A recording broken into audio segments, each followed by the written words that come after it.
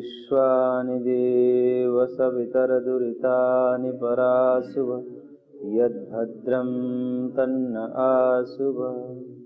ॐ सहना भवतु सहनौ भुनक्तु सह वीर्यं करवावहै तेजस्विनावधीतमस्तु मा विद्विषावहै। ॐ शान्ति शान्ति शान्ति। हरे कृष्ण कृष्ण कृष्ण हरे हरे, हरे राम राम राम हरे हरे। हरे कृष्ण कृष्ण कृष्ण हरे हरे, हरे राम राम राम हरे हरे।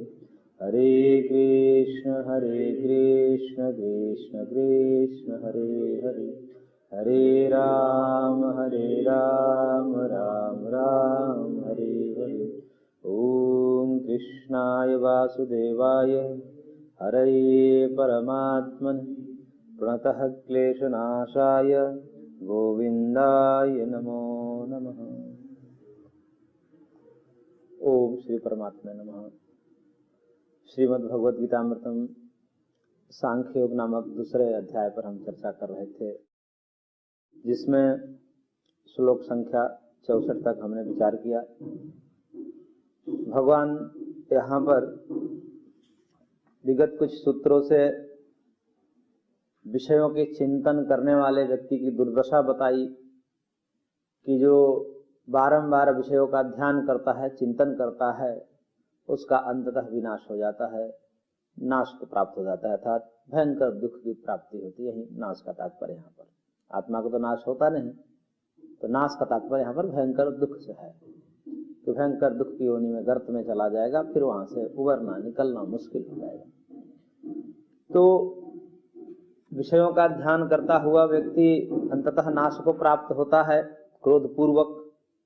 तो फिर किस प्रकार से कर्मयोगी कर्म करते हुए विषयों का सेवन करे, उसका व्यवहार किस प्रकार हो, उसके लिए भगवान ने कहा श्लोक संख्या 64 में, रागद्वेष वियुक्तैस्तु विषयानिन्द्रियैश्चरन् आत्मवश्यैर्विधेयात्मा प्रसादम् अधिगच्छति। कह रहे भगवान की जिन्होंने अपने अधीन किए हुए अंतःकरण वाला जो व्यक्ति है, वो अपने वश में की हुई इंद्रियों के माध्यम से, मन के माध्यम से और राग द्वेष से हट करके, राग द्वेष से विमुक्त होकर के, रहित होकर के, इंद्रिय विषयानुचरण, इंद्रियों के द्वारा विषयों का सेवन करता है। कहने का तात्पर्य है कि अंतःकरण को वश में करके, मन को भगवान में लगा करके, अंतःकरण का वश का तात्पर्य है कि मन को भगवान में लगाना। मन को विषयों में लगाने से अंतःकरण मलिन होता है, और उस मलिन अंतःकरण से जो है बार बार विषय सेवन होता है, विषय स्मरण होता है, फिर उस विषय में प्रवृत्ति होती है, फिर वासना तैयार होती है, फिर वासना से विषय सेवन, विषय सेवन से वासना, ये क्रम चलता रहता है, और फिर वो वासनाएं और गहरी होती चली जाती है, फिर व्यक्ति को उबरना बड़ा मुश्किल हो जाता है।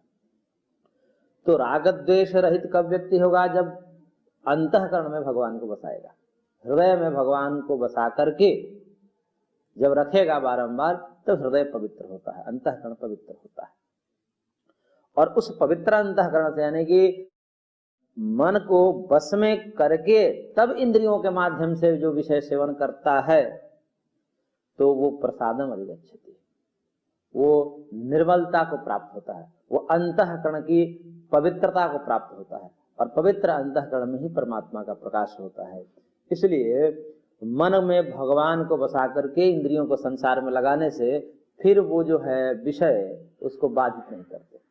ऊपर से दिखेगा कि ये व्यक्ति वैसे ही व्यवहार करता है जैसे सामान्य व्यक्ति व्यवहार करते हैं, वो भी उसी प्रकार से रुचि रखेगा, अन्य सामान्य व्यक्तियों की भांति वो भी भोजन करेगा, वो भी दृश्य देखेगा, वो सब रूप रस गंध स्पर्श का सेवन वो भी करेगा, जो सात्विक रूप रस गंध स्पर्श है।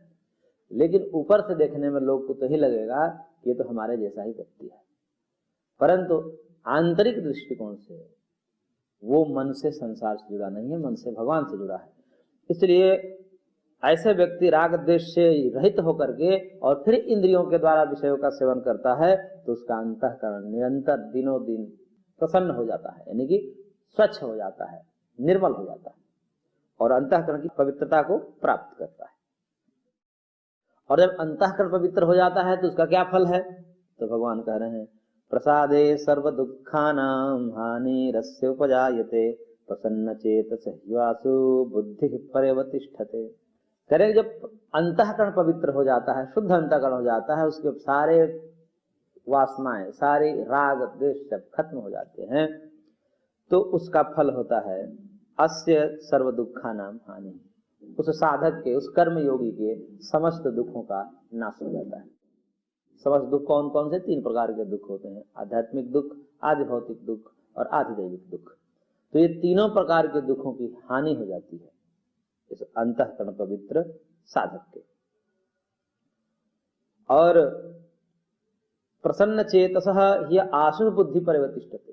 और ऐसे प्रसन्न चित्त व्यक्ति वाला, जिसका प्रसन्न चित्त हो गया, यानी कि चित्त निर्मल हो गया। चित्त जिसका निर्मल होता है वास्तव में वही प्रसन्न हो सकता है। ये चित्त की प्रसन्नता के माध्यम से व्यक्त होती है। यदि व्यक्ति हंसता हुआ, बालक की तरह हंसता हुआ बराबर दिखता है तो समझिए उसका चित्त प्रसन्न है, चित्त साफ है, उसका अंतःकरण पवित्र है। राग द्वेष युक्त व्यक्ति का चित्त जो है निर्मल न होने के कारण उसके चेहरे पर प्रसन्नता नहीं दिखती, मुस्कान उसके चेहरे पर नहीं रहता। और जिसका अंतःकरण पवित्र है वो प्रसन्न वदन होगा, हंसकर बात करेगा, किससे मिलेगा तो हंसकर बात करेगा, उसके चेहरे पर प्रसन्नता। इसलिए ऐसे प्रसन्न चित्त वाला जो व्यक्ति है उसकी बुद्धि शीघ्र ही भगवान में लग जाती है। तो प्रसन्न चेतसः ह्याशु बुद्धि वतिष्ठति। आशु मतलब शीघ्र ही बुद्धि उसकी भगवान में लग जाती है। और जिसका चित्त निर्मल नहीं है तो कहते हैं कि न मलिन चेतस्य उपदेश बीज प्ररोह अजबत, कि मलिन चित्त में उपदेश रूपी बीज अंकुरित नहीं होता है।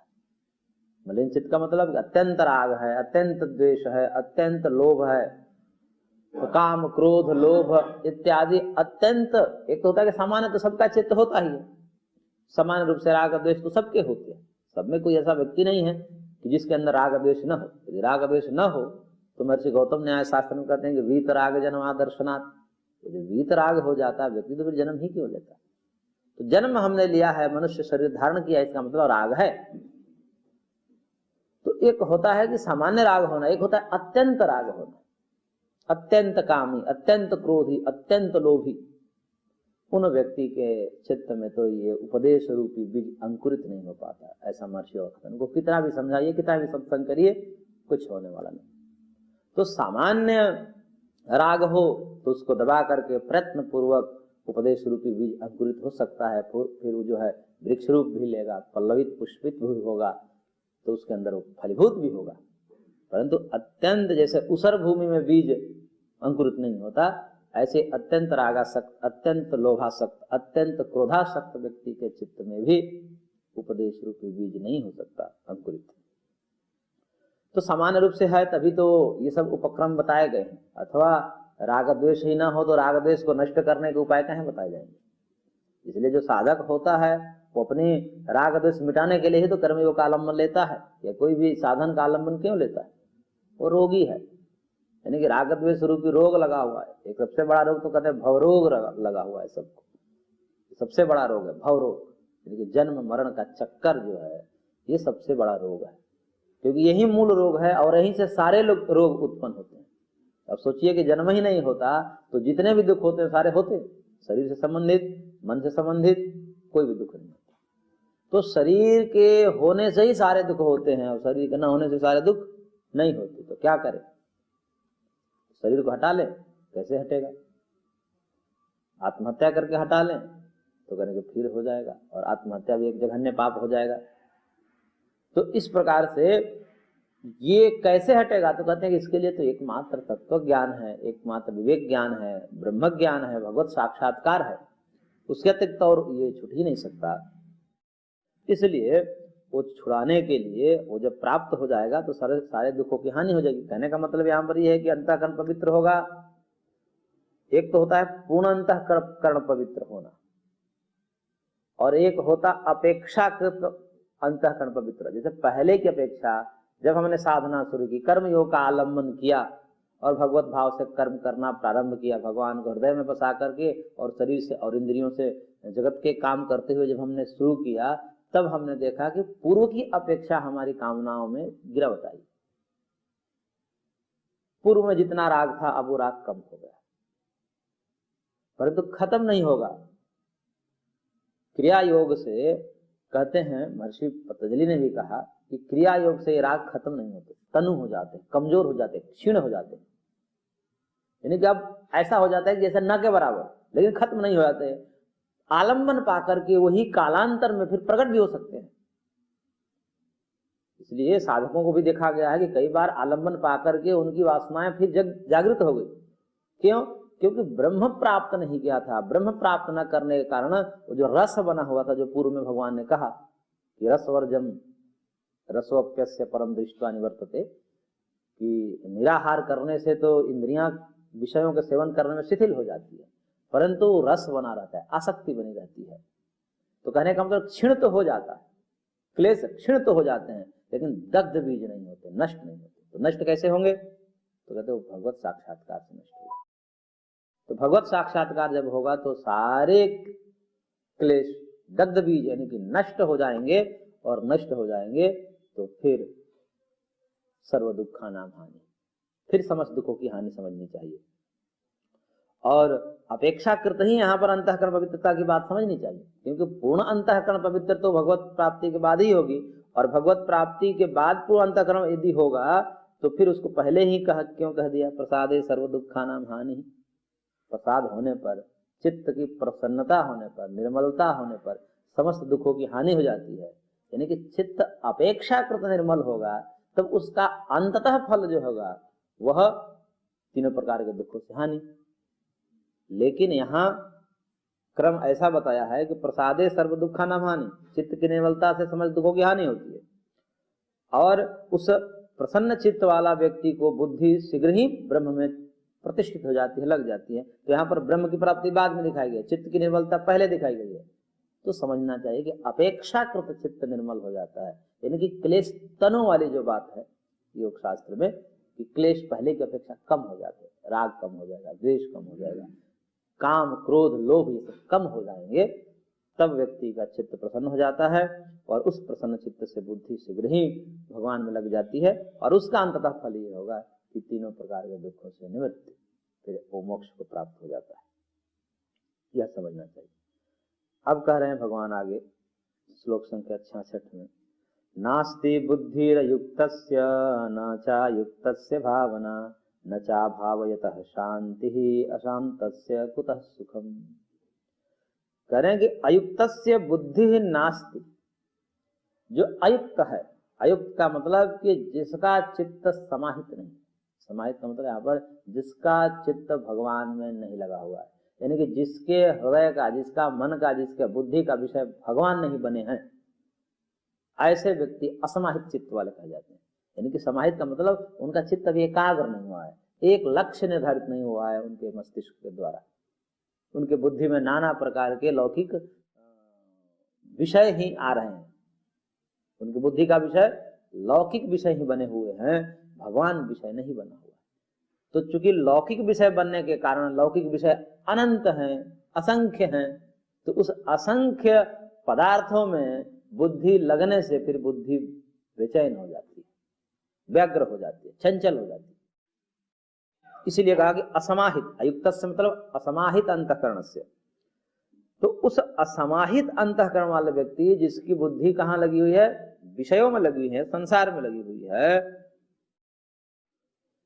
उस व्यक्ति की बुद्धि नास्ति।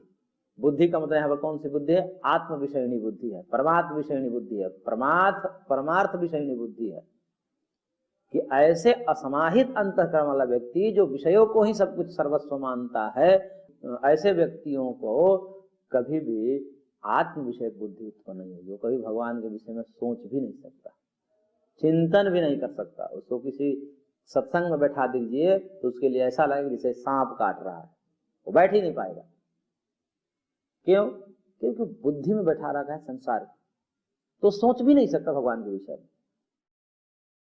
इसलिए ऐसे असमाहित अंतःकरण वाले व्यक्ति की बुद्धि आत्म विषयक नहीं होती है, कभी भगवत चिंतन में नहीं लगेगी, मन नहीं लगेगा उसका।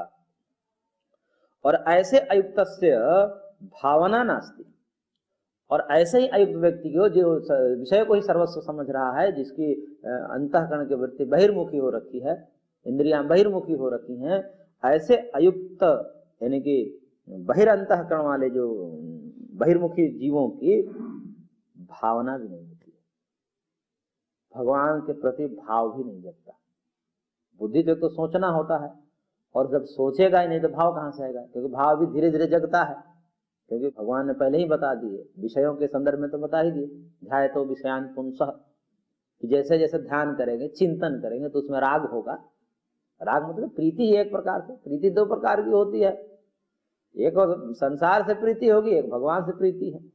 तो प्रीति तो होनी है, एक व्यक्ति प्रेम स्वरूप है, प्रीति लगाएगा ही, प्रीति लगाए बिना रह नहीं सकता। अब समस्या ये है कि संसार से प्रीति लगाएगा तो जन्म मरण के बंधन में जाएगा, और भगवान से प्रीति लगाएगा तो जन्म मरण से छूट जाएगा। तो अब हमारे हाथ में है कि हम प्रीति कहाँ करें, कहाँ फायदा है प्रीति करने में और कहाँ हमारी हानि है। तो जब वो चिंतन ही नहीं करेगा, क्योंकि बहिर्मुखी है जिसकी इंद्रियां, जिसके मन में संसार बस रखा है, ऐसे असमाहित अंतःकरण वाले व्यक्ति जब उसके मन में आत्म विषयक, परमात्मा विषयक या परमार्थ विषयक बुद्धि उत्पन्न नहीं होगी, तो भावना भी नहीं जगेगी, भाव भी नहीं आएगा, उसे अंतःकरण में कोई भाव नहीं आएगा। अध्यात्म को सुन करके कोई रोमहर्ष, कोई रोमांच, कोई अश्रुपात इत्यादि तो छोड़ ही दीजिए, ये होगा ही नहीं। इसलिए कहते कि सब लक्षण, जिसको अध्यात्म की बात सुन करके, भगवान की बात सुन करके रोमांच हो, रोमहर्ष हो, अश्रुपात हो, समझिए कि अध्यात्म का बीज है उसके अंदर, भगवान का बीज है। तो वो जो व्यक्ति, उसके अंदर भावना ही नहीं जगेगी, और कह रहे हैं कि जब भावना ही नहीं जगेगी तो अभावयतः शांति न। ऐसे जिसके हृदय में रस नहीं है, वो कहते नहीं कि जिसके हृदय में रस नहीं है, वो एक कोई कविता की लाइन है कि भरा नहीं जो भाव से जिसमें बहती रसधार नहीं, वो हृदय नहीं, पत्थर है जिसमें स्वदेश का प्यार नहीं। तो भगवान में जिसकी प्रीति नहीं है, प्रेम नहीं है, तो कह रहे हैं कि उसको शांति का, शांति है प्रेम में, भाव में शांति है। इसलिए अभावयतः शांति नास्ति, जिसके अंदर भाव ही नहीं है, प्रेम ही नहीं है, प्रीति नहीं है भगवान के प्रति, उसको कभी वो शांत नहीं हो सकता, उसको शांति नहीं मिलेगी। संसार से प्रीति होगी तो अशांत है। अभी तक जो हमारी प्रीति हुई है संसार से हुई है, इसलिए तो अशांत है। जन्म मरण के चक्कर में लगे हुए 84 लाख योनियों में भ्रमण कर रहे हैं। कब तक करेंगे? जब तक कि हमारी बुद्धि भगवान में न लग जाए, तब तक तो ये चलता ही रहेगा क्रम। तो वो भगवान के जो भगवत प्रीति है, वो जब तक प्राप्त नहीं होगी तब तक से व्यक्ति शांत नहीं हो सकता। और जब शांति नहीं मिलेगी तो कहते हैं अशांतस्य कुतः सुखम, जो अशांत व्यक्ति है उसको सुख कहाँ? जो परेशानी में ये चल ही रहा है, अभी एक जन्म, अभी एक मृत्यु हुई, फिर दूसरा शरीर तैयार है, फिर दूसरा गर्भ तैयार है, फिर उसमें चल गर्भ से ही दुख प्रारंभ हो जाता है, फिर बाहर आने पर भी दुख, मरते दम तक दुख, फिर मरता है, फिर कहीं गर्भ तैयार हो जाता है, फिर ये तो सिलसिला चलता ही रहता है। इसे ही कहते हैं कि यदि प्रवृत्ति के गर्भ से प्रवृत्ति निकले, निवृत्ति ना निकले, शांति ना निकले, तो प्रवृत्ति की दुर्गति है। जैसे कोई गति कर रहा है व्यक्ति, तो गति का पर्यवसान शांति में हो, अगति में हो, यानी कि गति करते करते गति के गर्भ से गति ही निकलता रहे, चलता ही रहे, अनंत तक वस्तु चलती ही जाए, तो ऐसी वस्तु को क्या कहेंगे? दुर्गति कहेंगे। हम गति करते हैं तो गति करते हैं किसी चीज को प्राप्त करने के लिए, वहां जाकर ठहर जाए, गंतव्य तक पहुंच जाए, तो गंतव्य तक पहुंच करके गति समाप्त हो जाती है। यानी कि गति का अंत कहां होता है? शांति में, ठहराव में। और ऐसी गति हो जाए कि जैसे ठहराव ही न मिले, चलते रहे, तो ये गति को, इसी को दुर्गति कहते हैं। तो जहां गति है, यदि कहीं प्राप्ति नहीं है, ठहराव नहीं है, तो फिर वो जो है दुर्गति है। और हम गति कर रहे हैं और फिर गति करके एक ठहराव को प्राप्त कर लिए, एक मुकाम को प्राप्त कर लिए, गंतव्य को प्राप्त कर लिए, तब वहां आराम हो जाता है। अब वो जो गति है सार्थक हो जाती है। जो हमने गति की, उस गति की सार्थकता क्या है? कहीं विश्राम में। तो गति का पर्यवसान विश्राम में होगा। और ऐसे ही ये भी हम गति कर रहे हैं, इस देह को छोड़कर दूसरे देह को प्राप्त कर, उसको छोड़कर दूसरे देह को प्राप्त कर रहे हैं, कहीं शांति नहीं मिल रही है, कहीं ठहराव नहीं है, तो ऐसी गति को क्या कहेंगे? दुर्गति ही है। इसलिए जब भगवान में प्रीति जुड़ जाती है, भगवान को हम अपना सर्वस्व समझ लेते हैं, तब जो है शांति हो जाती है। और ये शांति ही जो है सुख है। अशांत से कुतः सुख। जो गति ही कर रहा है, गति ही कर रहा है, व्यग्र है विषयों के उसमें ही, जन्म मरण के चक्कर में ही, उसको सुख कहाँ है? इसलिए अशांत से कुतः सुखम टैग लाइन है, ये आपको कहीं मिल जाएंगे देखने को, लिखने को बार प्रयोग किया जाता है इसको मुहावरे के रूप में। अशांत से कुतः सुखम, अशांत व्यक्ति को सुख कहाँ? और वो शांति कहाँ है?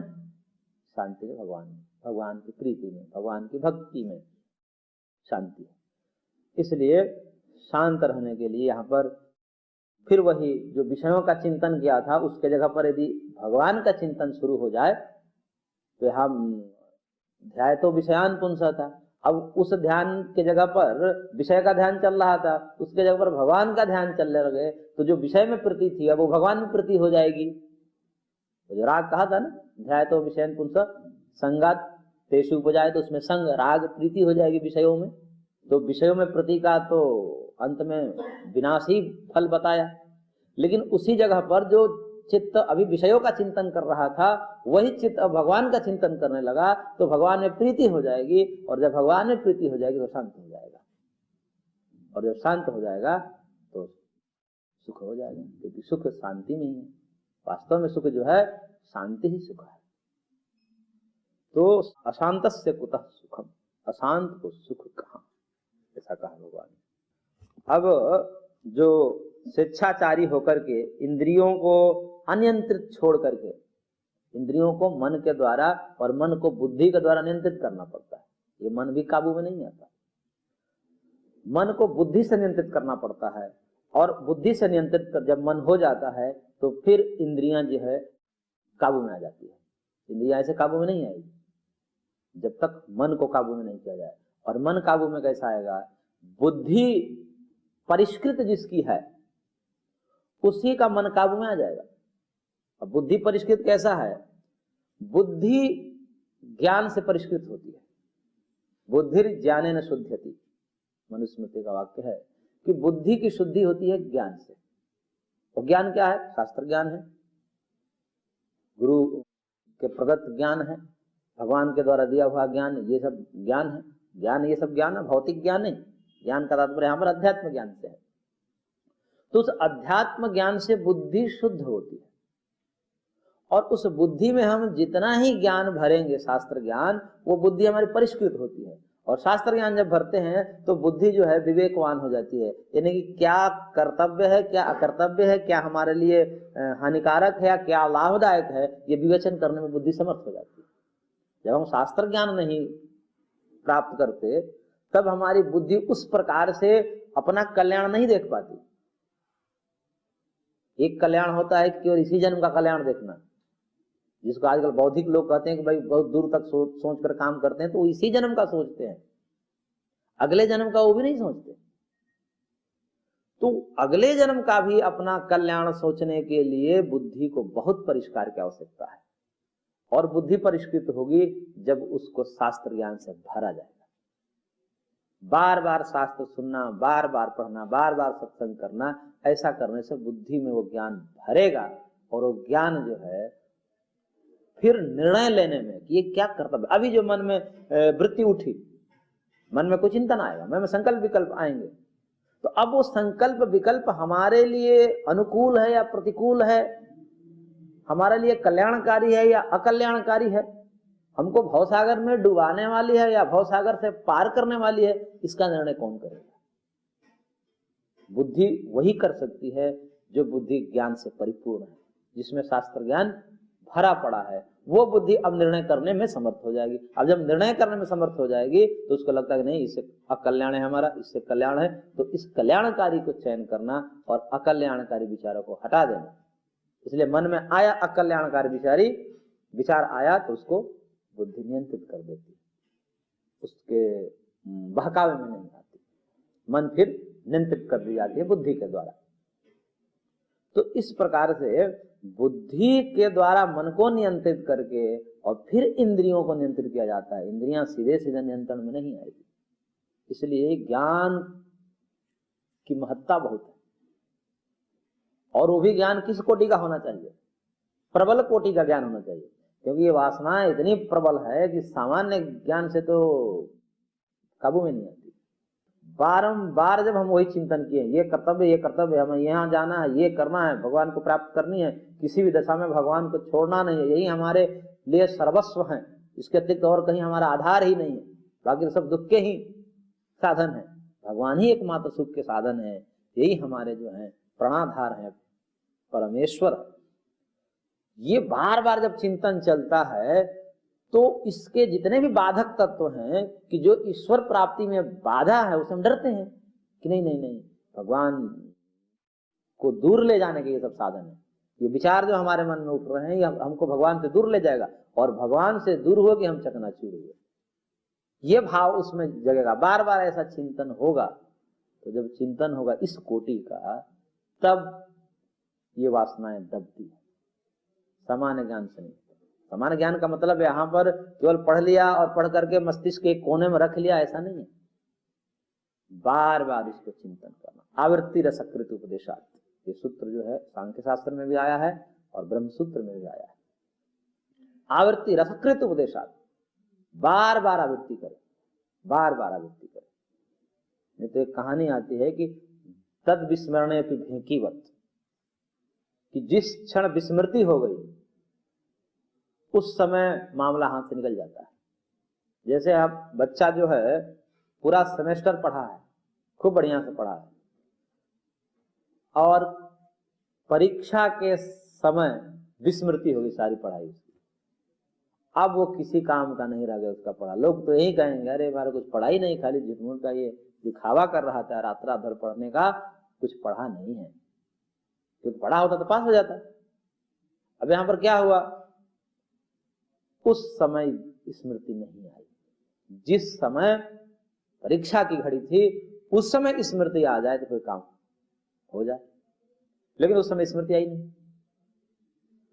वो एक क्षण जो होता है, जितना भी काल है वो 3 घंटे का या जितने भी समय का काल है वो परीक्षा का, उतने समय स्मृति आने के लिए बाकी 6 महीने के लिए रिवाइज करना पड़ता है, तैयारी करनी पड़ती है, उस समय याद आ जाए।